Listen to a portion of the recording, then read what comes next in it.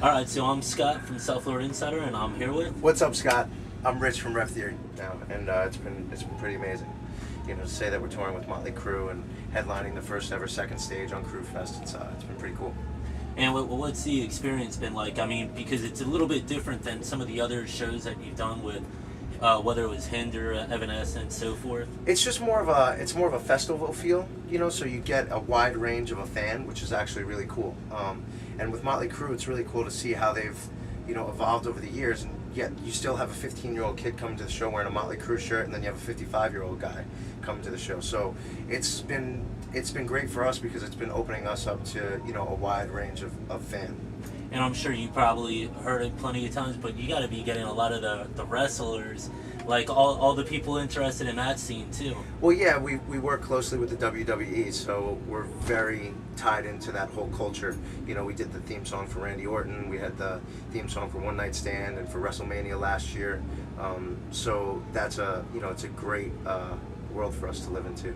Well, was that kind of a spectrum, like you really wanted to get into, or was that something more the label? Or? No, I wouldn't say it was something that we necessarily wanted to get into. It was just kind of something that fell into our laps. And, you know, when we were approached to do it, you know, a lot of bands are very cautious, or, you know, for whatever reason, they feel like they have to hold on to this, like, artist integrity, you know, and, you know, don't want to do things like that. But in the grand scheme of things, you know, being an artist and writing music, our main goal is to have the masses hear it. So if it's another avenue that opens up, you know, a whole new avenue for us, you know, of course we're going to do it. And I think because we were so receptive to the WWE, that's why they kept using us. But it's nothing like you guys are about to don tights anytime and jump off the rope. No, I'm not doing that. So are you guys into like other spectrums? I mean, like maybe now that you've done wrestling, maybe next step is mixed martial arts? You know, the UFC, I know we've spoken with them, but I mean, we're all about whoever wants to use our music. You know, if there's somebody out there that wants to use our music, cool, man. You know, because it's about getting, you know, more exposure, so... So even if it's not sports, maybe something like a ballet, you'd even put it in there? If it fits the ballet and it makes sense, yeah. So, why not? So what else is going on with you guys? I know you're still writing the success of the last album, sophomore album and yeah. all. Are you guys writing more, or are you just building even more off of this album? No, you know what? We're fortunate enough, we're on our third single right now, and it's been on the charts for 26 weeks. It peaked last week at number 13, and it's still climbing. So we're at a pretty cool transition spot where it's like we're still riding the success of this album. We feel like it has, you know, some pretty good legs on it, so we're going to support it even more.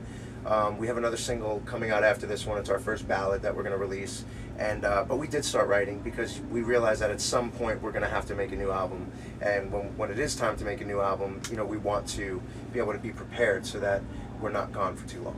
Is the videos going to lie along the lines of a bunch of girls beating the shit out of each other before? For Broken Bones? No. Yeah. No, Broken Bones is it's a true ballad. It's the most sensitive song that we have ever written as a band.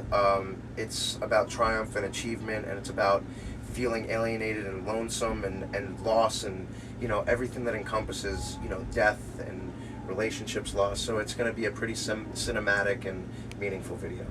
So nobody's throwing elbows, not a bunch of girls in G-strings running around or anything like that? It's not a party song. How did that video kind of form? Because, I mean, like... We just wanted to make a dirty, you know, underground kind of cool fight club, and, you know, the director kind of said, hey, I've got this idea, and he sent it over to us, and we were like, all right, let's do it. And what's on the more of the music side of things, how does it feel that, like, I'm sure you've heard it before, you guys kind of got that Soundgarden kind of grunge to your sound, but what really makes up your music? Not necessarily influences, but maybe something outside the box. I just think it's you know, it's staying true to the writing process and writing about real situations, whether they've happened to you, they've happened to somebody close, or, you know, you've experienced or witnessed for somebody else. I think that's, you know, as long as it's real, you know, then it works. But the minute that it's not, people can see right through that. You know what I mean? Fans, people, they can see all through the bullshit. So I think it's important to write about real subject matters. So you're writing what's true to you, not necessarily what has to fit for the radio. No, it's not necessarily what has to. Don't get me wrong. There's always some kind. When you have a subject matter that you want to write about, you have to be conscious about, getting airplay and will a radio station air this, but you still want to keep the subject matter as true to what you are as possible. So outside of the fourth single that you're going to be pushing, is there any other projects, maybe something you're blogging, tweeting, any of that stuff? No, man, I stay away from the social networks. I'm the guy that doesn't like them. I know we have to do them for the band, but I don't know, man. It just kind of freaks me out a little bit.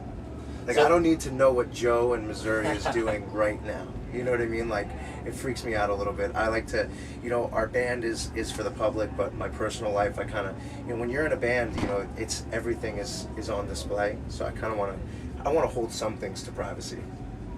Okay, and I guess if fans want to find out more information, simple way, just go to your website. Go to our website. It's revtheory.com. Our MySpace page is myspace.com/revtheory. We have a Twitter account and we have a Facebook account. All right, appreciate your time. No problem, Thanks man. a lot. Thank you. Sorry for making you sweat it out. That's all right, man. No worries.